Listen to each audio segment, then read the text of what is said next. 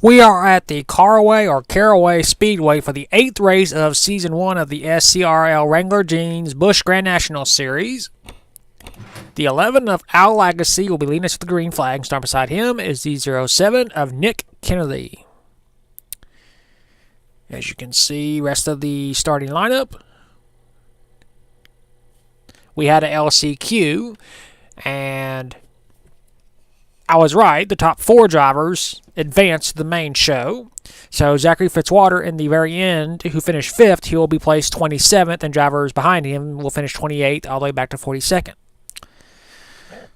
So this is the first points-paying race at this track. We have never ran it before, so that's 3 races in a row where we've never raced at a track before. Points leader Keenan Busch will be starting way back in last place. Can he keep his points lead? We shall see. He has a 66-point lead over Evan Rudd. And without any further ado, here's the command. Drivers, start your engines.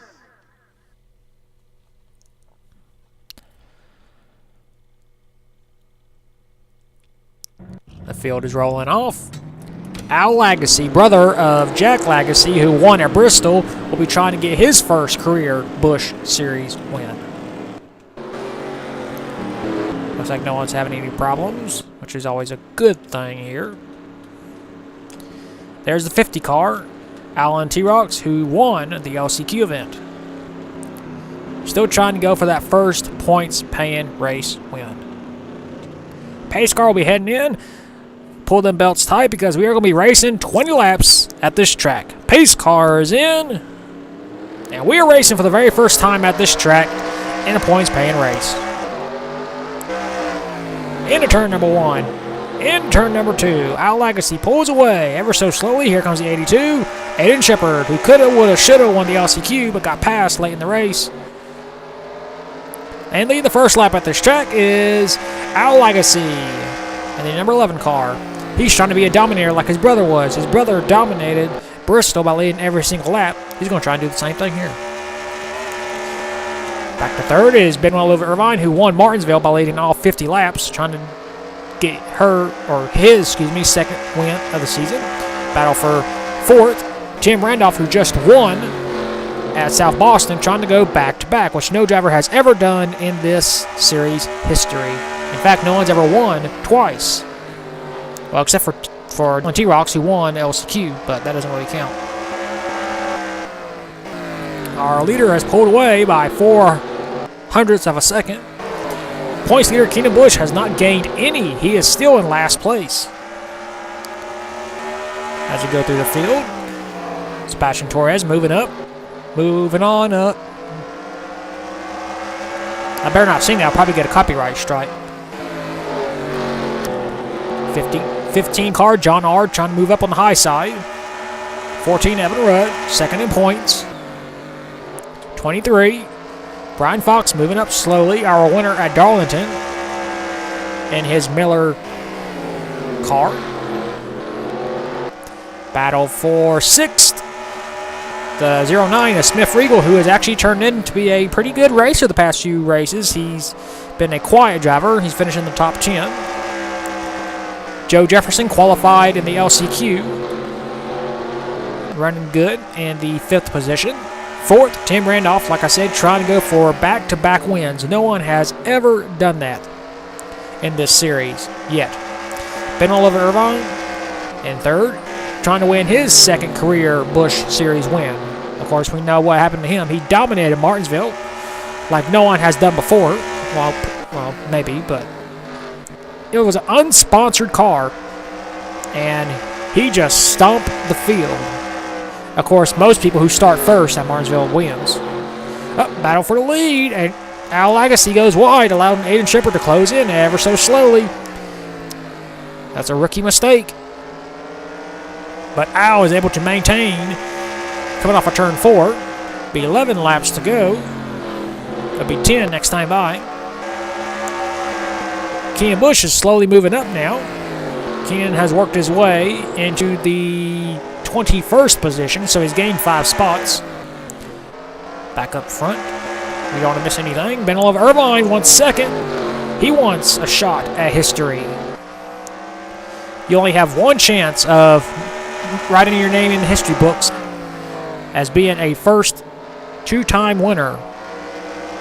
Oh, Shepard hits the wall. Benoit's trying to slowly close in on the 11. 19, Joe Jefferson trying to defend against Tim Randolph. This is for fourth. Joe goes wide, but he maintains. Nick Kennedy trying to move past Smith Regal. Good battle for position everywhere. There's Keenan Busch again. Busch is moving up slowly. He's now in 19th. So, yes. Meanwhile, up front, Ben Oliver Irvine trying everything he can to catch Al Lagasse. He's closed in to 0.06 of a second. We'll see what the margin is this time by. It is now... Nope, he only gained 0.2 of a second that time. He will not catch him that way. 5 laps to go this time by. Can Al Lagasse hang on for his first Busch Series win? I'm pretty sure Al will be very happy to return to this track later on in the season, so he can try and sweep the Caraway races. But it's not over yet, so don't start celebrating because anything can happen. The lead is now 0.08 of a second. So he is losing. Al is pulling away ever so slowly.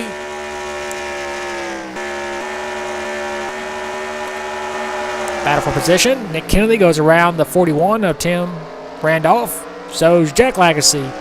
So this will be a good finish for the Lagasse family if he can get into the top 10. Be 2 laps to go for Al. And the streak will continue if Al can make it the next 2 laps. It'll be 8 races in a row we have had a different winner, since we don't count LCQ wins. Into turn 3, into turn 4 for the final, well, not final time, the second final time. White flag, 1 lap to go for Al Lagasse. And he will score the biggest win of his career, since this is the second. Into turn 3 and turn 4 for the final time for Al Lagasse. He will score the biggest win of his career. He will win at Caraway Speedway.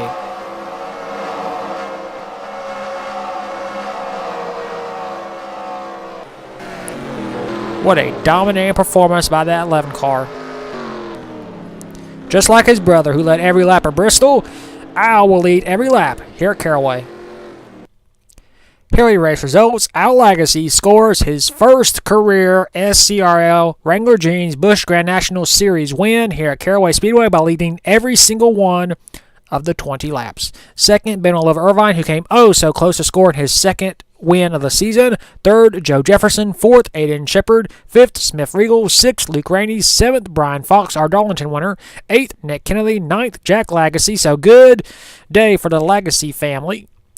And 10th, Alexander Rowe. Points leader, Keenan Busch, finished 17th, so he was able to move up 9 spots. But he finished behind Evan Rudd, so Evan Rudd will gain just a little bit on Keenan Busch. So we'll have to see if Keenan Busch kept his point lead, but for now, we'll take you to victory lane for the very first time this season with Al Lagasse.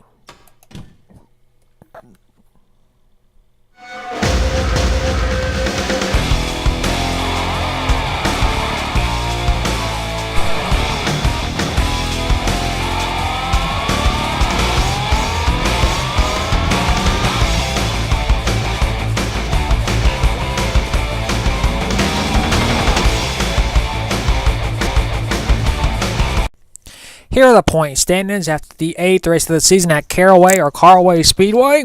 Keenan Busch continues to hold the point lead. He has led the point standings every single race since Daytona. He has a 63-point lead over Evan Rudd, so Evan Rudd only gained 3 points on him this past race. Third is Max Anderson, 85 points behind. Fourth, Josh Barker 110 points behind. And 5th, Tim Randolph, 118 points behind Keenan Busch. 6th is Smith Regal. 7th is Jack Lagacy. 8th, Kaka Silverpaw. 9th, Alexander Rowe. And 10th, Nick Kennedy. 11th is Luke Rainey. 12th, Jay Barker. 13th, Tony Newman. 14th, Ben Oliver Irvine. 15th, Al Lagacy. 16th, John Ard. 17th, Brian Fox. 18th, Jeff Ard. 19th, Sebastian Torres. And 20th, Riley Spurley 2. 21st, Cole Nixie. 22nd, Kyle Metz. 23rd, Dylan T-Rocks. 24th, Zachary Fitzwater. 25th, Joe Jefferson. 26th, Eli Bright. 27th, Jay Jefferson. 28th, Marcus Sanchi. 29th, Keith Stevens. And 30th, Hank Willis. 31st, James Barker. 32nd, Kaka Whiteline. 33rd, Grayson Hayes Vidu. 34th, Colin Jabberg. 35th, Ding Drinker. 36th, AJ Jones. 37th, Jesse Turner. 38th, Aiden Shepard. 39th, Derek Edison. And 40th is Tuttle. 41st is Todd Kennedy, and last in points is still Matt Johnson, 577 points behind Keenan Busch. So that is it for the 8th race at Caraway Speedway. We will see you at the 9th race of the season at Richmond Fairgrounds, and until then, keep the hammer down, and we'll see you at the track.